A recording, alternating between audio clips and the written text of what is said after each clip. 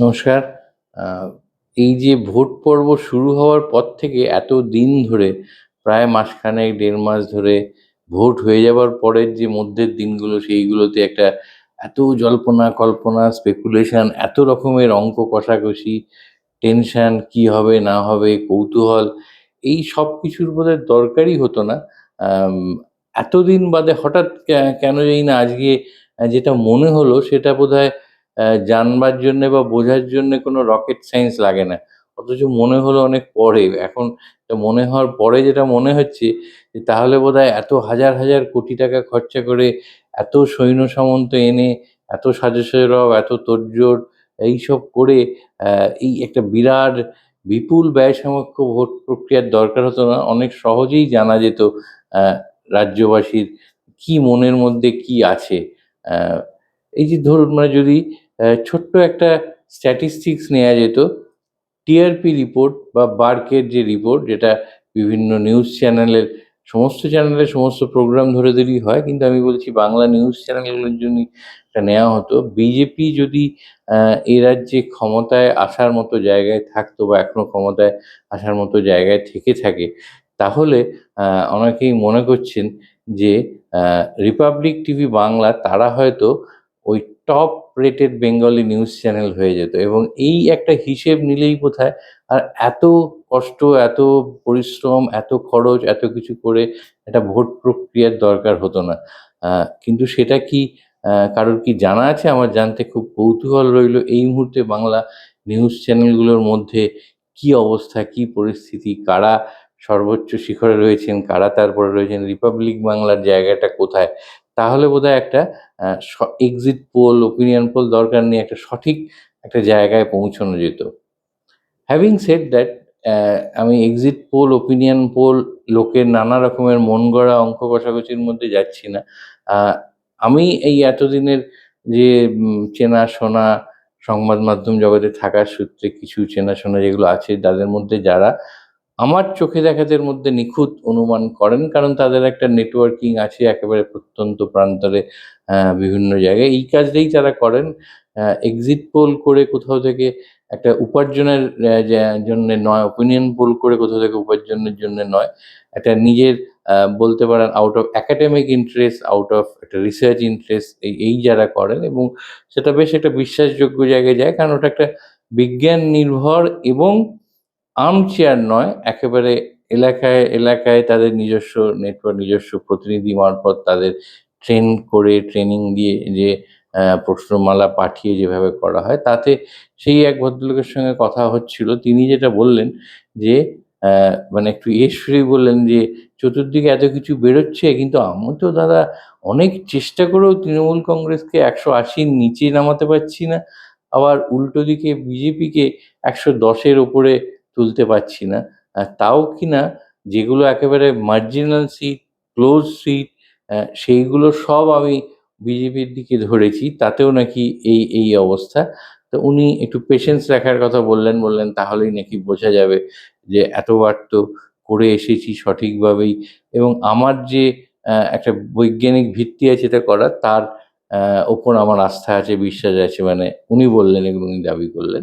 তো এইরকম একটা জায়গায় থেকে দাঁড়িয়ে উনি একটা সংখ্যার কথা দিলেন। আমি আবার বলছি এটা ওই টিয়া পাখিকে খাঁচার বাইরে ছেড়ে কাগজ তুলে এনে সংখ্যা ওগুলো আমরা করি না খুব একটা আ বিশ্বাসের জায়গা থেকেও করি না। কিন্তু এই ভদ্রলোক যেহেতু আউট অফ একাডেমিক ইন্টারেস্ট এবং আউট অফ একটা গবেষণামূলক ইন্টারেস্ট থেকে এতদিন ধরে একটা নির্ভুলভাবে বা প্রায় নির্ভুলভাবে এগুলো করে এসেছেন, একটা বৈজ্ঞানিক ভিত্তির উপর দাঁড়িয়ে ওনার কথাটাও একটা মনে হলো জানিয়ে রাখা দরকার, সেইটা জানালাম। অন্য দিক থেকে দেখতে গেলে এই যে দুটো ফ্যাক্টর বললাম, তাছাড়াও যে ফ্যাক্টরটা আছে অনেক কিছু ভাবছিলাম। কারণ আর তো নতুন করে বিরাট বিশ্লেষণ বা ইয়ে করে লাভ নেই। কারণ সোমবার দিনই গণনা শুরু হয়ে যাবে। সোমবার দিন এই সময়ের মধ্যে চিত্রটাও পরিষ্কার। তো খুব ঠান্ডা মাথায় চিন্তা করে যেটা দেখতে চাইছিলাম যে আ বিজেপির অনুকূলে ঠিক মূল জায়গা কোনটা যেটা একেবারে স্ট্রংগেস্ট পয়েন্ট হতে পারে। হয়তো অনেকগুলো স্ট্রংগেস্ট পয়েন্ট ছিল। আ বা যেগুলো অ্যান্টি মমতা ফ্যাক্টর ছিল সেগুলো তারা কিন্তু সেই ইস্যুগুলোকে নিজেরাই অন্য ইস্যু খাড়া করে ওগুলোকে ব্যাক সিটে ঠেলে দিয়েছেন। শেষমেশ যেটা দাঁড়িয়েছিল যে বিজেপি তাদের একটা আহ, ইসলাম বিরোধী, মুসলিম বিরোধী এবং একটা স্ট্রং হিন্দুত্ব, এরকম একটা যে হিন্দু ভোটকে কনসলিডেট করতে হবে, তবেই আমরা বিপুলভাবে জিতবো, এবং সেটা কনসলিডেটেড হয়ে গেছে। ভোটের পরবর্তী ইয়েতেও আমরা বহু বিজেপি নেতা, এমনকি আমাদের আম, বিরোধী দলনেতা রাজ্যে তিনিও বলেছেন যে হিন্দু ভোট কনসলিডেটেড হয়ে গেছে, আর আমাদের জয় কেউ রুখতে পারবে না। তবুও ভোটের আগে একটা সময় কিন্তু ওনারা সবাইকে টানার চেষ্টা করেছিলেন, যে বিরোধী নেতা বরাবর বলে এসছেন আমি হিন্দুদের ভোটে জিতি, আমার হিন্দুদের ভোট দরকার, মুসলিমরা ভোট না দিলেও চলবে, দরকার নেই। তিনিও কিন্তু দেখা গেছে আহ, যখনই কোনো আহ, মুসলিম কাউকে তাকে ভাই বলে জড়িয়ে ধরেছেন, মুসলিমদের সঙ্গে সখ্যতা দেখাতে গেছেন, তিনি যে তাদের দিকেও আছেন এটা বোঝানোর চেষ্টা করেছেন। তবুও মনে রাখতে হবে বিজেপির এই 294 জনের প্রার্থী পদে কিন্তু একটিও মুসলিম মুখ ছিল না। অর্থাৎ ওদের যে মূল ইস্যু, সেই জায়গাটায় ওনারা কোথাও না কোথাও আম, একটা স্টিক করেছিলেন যে আমরা হিন্দু ভোটটাকে কনসলিডেট করতে চাই। আহ, উল্টো দিকে দেখতে গেলে আমার যদি ওই সোয়াট অ্যানালিসিস করা, তো যে কোনো প্রজেক্টের আগে strength, weakness, threat, opportunity, threat, সেইরকমভাবে দেখতে গেলে যদি আমরা দেখি তৃণমূলের পক্ষে বা মমতা বন্দ্যোপাধ্যায়ের পক্ষে কি কিগুলো অনুকূলে আসতে পারে। এক নম্বর হচ্ছে আম, হুমায়ুন কবিরের যে ভিডিও রিলিজ হলো, এবং ভোট পর্ব মিটে গেল, গণনা এসে গেল, আজ পর্যন্ত ওই পুরো ভিডিও রিলিজ হলো না। শেষ যেটুকু জানা গেছে, হুমায়ুন কবির সম্মুখে স্বীকার করেছেন এটি একটি অথেন্টিক জেনিউন ভিডিও, বাকিটা উনি রিলিজ করেননি। অতএব ধরে নেওয়া হচ্ছে এইরকম একটি খেলা, যেটা অত্যন্ত বলতে দ্বিধা নেই, খুবই একটা নক্কারজনক খেলা খেলতে চেষ্টা করা হয়েছিল, সেইটা এক্সপোজ হয়ে যাওয়ার পরে মুসলিম ভোট কিন্তু আবার আহ, মানে একটা বড় অংশে হয় পুরো কনসলিডেটেড হয়েছে, অথবা যেটা মনে করা হচ্ছে অনেকটাই সিংহভাগ আবার ফিরে এসছে।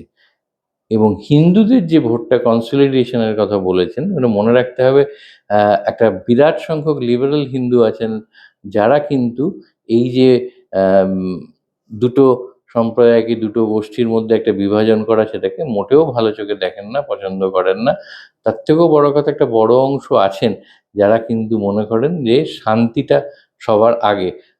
আমার আমি নাম বলছি না, কিন্তু আহ, তিনি এই কালকেই আমাকে বলছিলেন যে আমাদের যেটা মনে হয় দাদা, সবসময় চিন্তা হয় যে বিজেপি এলেই বোধহয় কোথাও না কোথাও একটা একে তাড়ানো, ওকে খেদানো, এইরকম যদি একটা শুরু হয়, তাহলে একটা অশান্তি বাঁধবে, তার একটা রিটেলিয়েশন হবে, এবং আহ, কিছু আর কিছু হোক না হোক, আমাদের ছেলেমেয়েরা বাইরে যায়, পড়তে যায়, কাজে যায়, সবসময় একটা টেনশন থাকে ঠিক হলো কি না হলো। অতএব এই যে একটা আহ, যেচে পড়ে একটা অশান্তির দিকে যাওয়া, সেটা অনেকে পছন্দ করেন না। সেটাও কিন্তু উল্টো দিকে আসবে। অন্যদিকে দেখতে গেলে যে মহিলা ভোট এত সংখ্যায় পড়েছে, সেই মহিলা ভোটটা উল্টো দিকে, মানে আমি বললাম কিন্তু স্যাফরন ব্রিগেডের উল্টো দিকে, অর্থাৎ তৃণমূলের অনুকূলেই আসার সম্ভাবনা বেশি। কারণ এগুলো সমস্ত ফ্যাক্টর যেগুলো আহ, ওদিকে না গিয়ে এদিকে আসতে পারে। আর একটা মহিলা ভোট, মহিলা ভোটের বিভিন্ন মহিলাদের মুখী যে কর্মসূচি বা welfare scheme, in any case মহিলাদের প্রতি এটা একটা, আমরা জানি যে বিজেপি একটি স্বঘোষিত মনুবাদী দল, যারা কিন্তু যদি উইমেন এম্পাওয়ারমেন্ট, উইমেন সিকিউরিটি এইসবের কথা বলেন, তাহলে ওই যে বলে না, আস্তে কন কর্তা ঘোড়ায় হাসবো, তো পৃথিবীর সমস্ত ঘোড়া বোধহয় একসঙ্গে হেসে ওঠে। কারণ ওনাদের একেবারে স্বঘোষিত স্ট্যান্ডই হচ্ছে একটা মনুবাদী দল, এবং মনুবাদেই ওনারা বিশ্বাস করেন। আহ, এর সঙ্গে রয়েছে যে বিভিন্ন জনদরদি এবং যে ওয়েলফেয়ার স্কিম, যার কথা বলছিলাম, শুধু মহিলাদের জন্য নয়, নানান এর জন্য, তার একটা কিন্তু এই বেনিফিশিয়ারিদের একটা পজিটিভ ইম্প্যাক্টও কিন্তু এদিকে পড়ে। আহ, এর পরে রয়েছে যত ভোট এগিয়েছে তত যে একটা ভয়ঙ্করভাবে একটা অ্যাগ্রেশন এবং একটা কড়াকড়ি বাড়াবাড়ি, যে প্রায় দেখে মনে হচ্ছে যুদ্ধ লেগে গেছে, প্রচুর কেন্দ্রীয় বাহিনী আসছে, সাঁজোয়া গাড়ি আসছে, ট্যাঙ্কার আসছে, ইসি, ইডি, সরকার, সরকারি অফিসার, এই যে বিভিন্নভাবে একটা চাপিয়ে দেওয়ার চেষ্টা, মনে রাখতে হবে ঐতিহাসিকভাবেই এই চাপিয়ে দেওয়াটা এমনিতেই মানুষ মজ্জাগতভাবে এর বিরোধী থাকে, বাঙালিরা বিশেষ করে এগুলোকে একেবারেই মেনে নেন, এবং কোথাও না কোথাও বোধহয় তাদের একটা আঁতে ঘা লাগে, যেটা বোধহয় একটা বাঙালি আনার প্রতি আক্রমণ, এবং ওই যেটা আগেও আমরা অনেকবার বলেছি, কোনো না কোনোভাবে বোধহয় এই দলটা একটা বাঙালির দল, বাংলার দল, আমাদের নিজস্ব দল যার সঙ্গে আমরা রিলেট করতে পারি, এইটা হয়ে ওঠার ক্ষেত্রে কোনো না কোনো একটা খামতি রেখে দিয়েছে। যে শব্দগুলো এখানকার বাঙালি নেতারাও ব্যবহার করেন আমাদের অবাঙালি নেতাদের কাছাকাছি যাওয়ার জন্য, সর্বভারতীয় নেতাদের কাছাকাছির জন্যে, সেগুলো কিন্তু এখানকার লোকরা কতটা ভালোভাবে নেন যারা quintessentially বেঙ্গলি, সেটারও একটা সন্দেহের জায়গা থেকে যাচ্ছে। অর্থাৎ এই এতগুলো ফ্যাক্টর, মানে ১, ২, ৩ করে বলতে গেলে লিবারেল হিন্দুদের ভোটটা যাচ্ছে না, হিন্দু ভোট কিন্তু কনসলিডেটেড হয়নি, আম মহিলা ভোট মমতার দিকে এসছে, মুসলিম ভোটের সিংহভাগ কনসলিডেটেড হয়ে মমতার দিকে এসছে, মমতার বিরুদ্ধে যেগুলো ইস্যু হতে পারত সেগুলো কমে গিয়ে এসআইআর এর বিরুদ্ধে, এসআইআর কে কেন্দ্র করে যে হয়রানি, সেই ভোটগুলো উল্টো দিকে গেছে। এ এবং শেষের দিকে এই যে মমতাকে কেন্দ্র করে ব্যক্তিগত আক্রমণ, মিম এবং আ বাঙালিদের বিভিন্ন মনীষী যাদের সম্বন্ধে নাম ভুল করা, জায়গার নাম ভুল করা, এগুলো সবগুলোই কোথাও না কোথাও যে একটা এতদিন ধরে চলে আসা ধারণা যে এরা আমাদের নিজেদের কেউ নয়, যেটাকে বলে আমি তোমাদেরই লোক, সেটা হয়ে উঠতে পারেনি। এই সবগুলো কিন্তু উল্টো দিকে। অর্থাৎ যেটা দেখা যাচ্ছে, আ বৈদিক বাহিনীর পক্ষে যেটা সেই একটাই থেকে যাচ্ছে যে আ হিন্দুদের কনসলিডেট করা, হিন্দুদের এক করা এবং মুসলিম বিরোধী একটা আম জায়গা। উল্টো দিকে এদিকে কিন্তু এই ৬-৭ টা পরপর ফ্যাক্টর কাজ করে গেছে, যেগুলো আ সবগুলো উল্টো দিকে থাকবে। কাজেই সেইভাবে দেখতে গেলে কোনো একটা ফ্যাক্টরের ভিত্তিতে কিন্তু এবারে ভোট হয়নি। যে ভোটের যে একটা আল্টিমেট ইঙ্গিত পড়বে সেগুলো কিন্তু এই সবগুলো নিয়ে। আর এই সবগুলোকে ছাড়িয়ে যেটা হতে পারে, মনে রাখতে হবে যে উম উনি প্রধানমন্ত্রী, সেটা ঝালমুড়ি খেয়েই হোক, নদীবক্ষে ভ্রমণ করে হোক, ঠনঠনিয়া কালীবাড়ি গিয়ে হোক, যে চেষ্টাগুলো করেছেন, তা সত্ত্বেও কিন্তু জাতীয় স্তরেই আম ওনার নানান রকমের ব্যাপার নিয়ে সমালোচনা শুরু হয়েছে। অ্যাম যেটা আগে ভাবা যেত না, সেই হাসি ঠাট্টা মশকরাও হচ্ছে নানান জিনিসের, সমাজ মাধ্যমে বিশেষ করে। তো তারও একটা প্রভাব, মানে একটা সময় যখন মনে করা হতো যে গোটা দেশেই শুধু মোদির মুখের ভিত্তিতেই ভোট হয়, মোদির নামে ভোট হয়, হলেই আ যে কেউ আরকি ওই একটা সিম্বলে দাঁড়ালে জিতে যায়, মুখ লাগে না। এই যে ব্যাপারটা, এই ধারণাটা বা এই মিথটাও বোধহয় ভেঙে দিতে পারে এবারের যারা সাইলেন্ট বা নীরব ভোটার যাদের বলা হচ্ছে। তো তুল্যমূল্য বিচারে ঠিক এই জায়গায় এখানে দাঁড়িয়ে আর ১ম এ যেটা বললাম যে এত জটিলতার দরকার না করে কি সহজ উপায়, কোনো রকেট সায়েন্সের জন্যে জ্ঞানের অপেক্ষা না করেই একটা বোঝার সহজ উপায় ছিল। আ তো সেই ভোটের বা ভোটারদের মানসিকতা বোঝার। তো এইসব কিছুই হচ্ছে আবার একটু ওই মগজ গোড়ায় ধোঁয়া দেওয়ার মতো আরকি। একটু ধোঁয়া দেয়া হলো। আর তো মোটে একটা দিন। তো এই ধোঁয়াটা দিয়ে যতক্ষণ আমাদের মগজাস্ত্রে আমরা শান দিতে পারি, শান দিতে থাকি। তারপর আসলে কি হবে, কে কতটা মিলবে, মিলবে না, আ অনেকেই আবার ২ রকম ৩ রকমই বলে রেখেছেন, যাতে যেটাই হয় সেটাই তাদের দিকে মিলে যায়। তো সবকিছু নিয়ে আমরা যেটা করতে পারি, ধৈর্য ধরে আরেকটু অপেক্ষা। সোমবার এতক্ষণের মধ্যে চিত্রটা আমাদের কাছে একদম পরিষ্কার হয়ে যাবে। সেইটুকু আমাদের ধৈর্য ধরে অপেক্ষা করতেই হবে। আপনারাও করুন, আমরাও করছি। তার মধ্যের যে ডেভেলপমেন্টগুলো সেগুলো নিশ্চয়ই আপনাদের জানাতে থাকবো টাইম টু টাইম। ততক্ষণ আপনাদের চোখ থাকুক হেডলাইন্স কলকাতায়। আপনারা শেয়ার করুন, লাইক করুন, সাবস্ক্রাইব করুন। আমাদের ২৪ ঘন্টা আ চ্যানেল লাইভ আছে জিও টিভি এবং জিও টিভি প্লাসে, আছে ডেইলি হান্টে লাইভ চ্যানেল। এছাড়া আমাদের নিজস্ব ইউটিউব চ্যানেল এবং সমাজ মাধ্যমের প্ল্যাটফর্মগুলো তো আছেই। নমস্কার। আনন্দ আর ভালোবাসার দীপ্তিতে গড়া সমুজ্জ্বল পরমা, ঠিক তোমারই মতো। শ্যাম সুন্দর কোম্পানি জুয়েলার্স, আগরতলা, উদয়পুর, ধর্মনগর, কলকাতা।